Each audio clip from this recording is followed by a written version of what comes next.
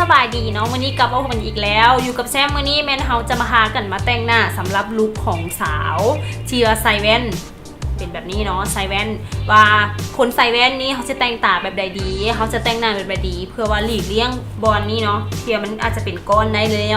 นระหว่างวันเนาะอันนี้เขาก็เลยจับลุคนี้ขึ้นมาว่าจะเป็นแนวใดนั้นเดี๋ยวติดตามเบิ่งกันเด้อตอนนี้เขาก็หน้าสุดเนาะแล้วต่อมาเขาจะมาทาไพรเมอร์ซึ่งว่าการที่ว่าเขาใส่แว่นเนาะส่วนหลายปัญหาที่ว่าเขาจะเจอก็คือการที่ว่ามันมีหอยแว่นตาอยู่บอนนี้แล้วมันก็จะเป็นเกิมๆเนาะซึ่งว่าไพรเมอร์ที่ตัวเองที่ใส่มือนี้เนาะก็คือตัวนี้เลย Wet n Wild Photo Focus Face Primer เนาะตัวไพรเมอร์ตัวนี้มันช่วยปกปิดหุ้มขุมขนได้ดีระดับหนึ่งแล้วก็ที่สำคัญราคาบ่แพงเนาะ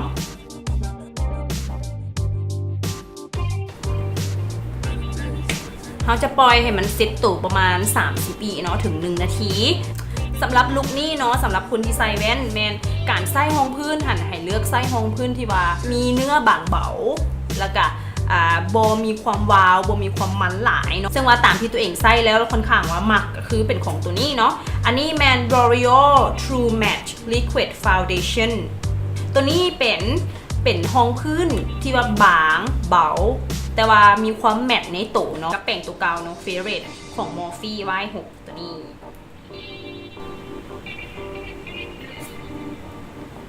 สีที่ตัวเองใช้เป็นสี N3 เนาะหรือว่า Neutral 3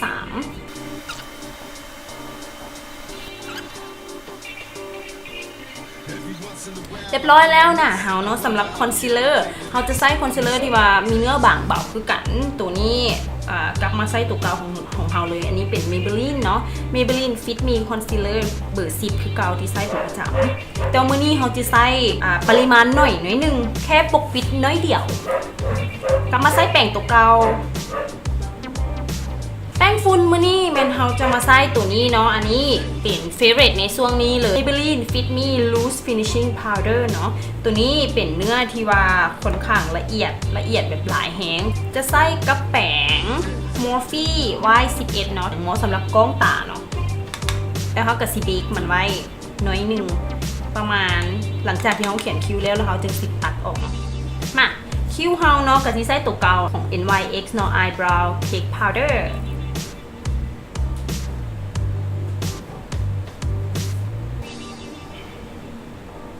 คิ้วของเฮาเนาะได้แล้วตอนนี้เฮาสิมาปัดส่วนเกินของแป้งเฮาที่เฮาเบกไว้เนาะใช้แป้งตัวเก่านี่เลยเบาๆสังเกตเมื่อว่าบริเวณแถวๆนี้มันจะขาวเป็นพิเศษย้อนว่าเฮาเบกไว้เนาะคือลุคนี้เนาะเฮาจะบ่เน้นอายแชโดว์ย้อนว่าถึงว่าเฮาพยายามแต่งแบบงามแบบคัดครีสหรือว่าคัดเบ้าตาให้เป๊ะๆเวอร์ๆสิเนาะเวลาเขาใส่แว่นไปนะมันกระซีคนจะบ่เห็นของความละเอียดของเขาฉะนั้นอย่าเสียเวลาเนาะอย่าเสียเวลาในการไปแต่งตาแต่ว่าสิ่งที่ในตาของเขานี้สิ่งที่เขาสามารถสร้างลุคเล่นของมันและให้มันเด่นก็คือขนตาฉะนั้นลุควันนี้แมนเฮาจะมาเน้นขนตาเนาะคือให้ขนตามันแบบปังแล้วก็งอนยาวเบิงคือมีขนตาดกหนาสำหรับอายแชโดว์แมนอันนี้มื้อนี้จะใช้บรอนเซอร์แทนเนาะเป็นบรอนเซอร์ของ Hoola Benefit ที่ว่าเป็นขาประจำที่เราใช้กันทุกมื้อแตะมาน้อยเดียวแล้วก็ทาบริเวณ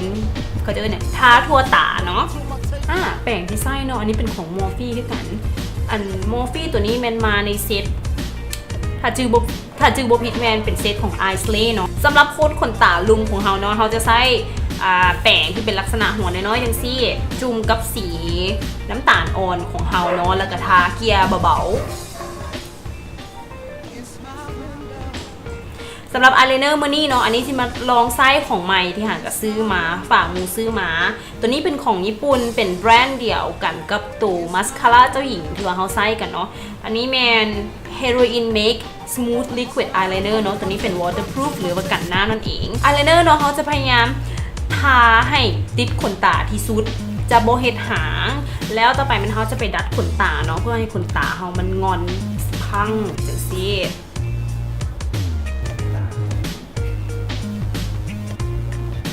ขนตาของเขามันก็จะมีความงอนความหนาเนาะจากที่เขาคิดอายไลเนอร์ไปสำหรับมาสคาร่าเนาะลุคนี้ ที่ว่าเขาตั้งใจอยากให้ตาของเขาเนาะขนตาของเขามันมีความเด่นกว่าคนอื่นอยากให้ขนตาเขามันมีความปังความสะพังมีความหนามีความดกความงอนเอียงก็ว่าไป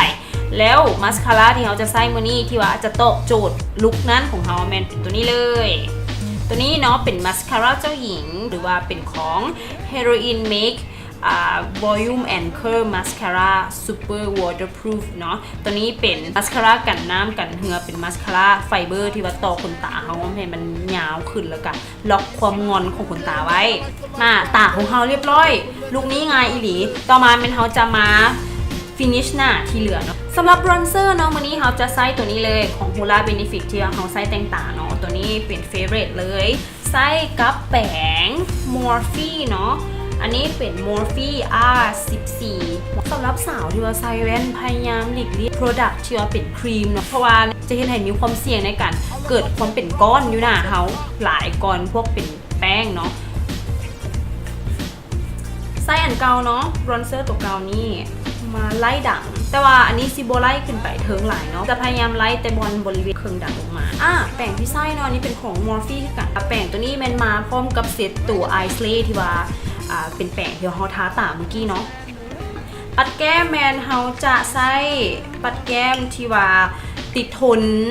เนาะแล้วก็บ่เป็นชิมเมอร์เพราะว่าเขาบ่อยากให้หน้าเขามันในระหว่างวันเนาะก็เลยจะใส่ตัวนี้แมนของ Tarte Amazonian Clay 12 Hour Blush ใส่กับแป้ง Morphe คือกันเนาะตัวนี้ Morphe EC ที่เป็นแป้งหัวตัดจังซี่เนาะแป้งตัวนี้แมนบางครั้งเขาก็ใส่สำหรับบรอนเซอร์สำหรับคอนทัวร์แต่บางครั้งเขาก็ใส่สำหรับปัดแก้มเนาะไฮไลท์เนาะมื้อนี้จะใส่เป็นของ Color Pop ตัวนี้ Color Pop Super Shock Chic สีวิสไม่ละวิสวันนี้จะอ่านถูกบอกได้เดียวคือไฮไลท์คือก่อนเขาจะทาแต่ช่วง2-3ถึงดังลงมาเนาะบอนนี่ที่ว่าเขาติดเนี่ยก่อนเขาใส่แว่นนี่เขาสิปากมันไว้เรียบร้อยแล้วหน้าของเขาเรียบร้อยอีหลีแล้วเนาะลิปสติกมาลิปสติกเนื่องจากเขาทาปัดแก้มที่ออกสีบัวๆนั่นนี่เขาก็จะใส่ลิปสติกที่ออกเป็นโทนหวานน้อยนึงสำหรับมื้อนี้เนาะจะกลับมาใส่ตัวนี้ NYX Lingerie เนาะสีที่ใส่ตัวนี้เป็นสีเบอร์12หรือว่า Exotic อันนี้จะเอาสีนี้มาทาทางในแล้วเสี่ยวอีกสีนึงผสมจะใส่ของ NYX Lingerie Liquid Lipstick ตัวนี้เป็นออกนูดๆน้อยนึงสี Push Up เป็น Favorite เลยมาทาขอบของมัน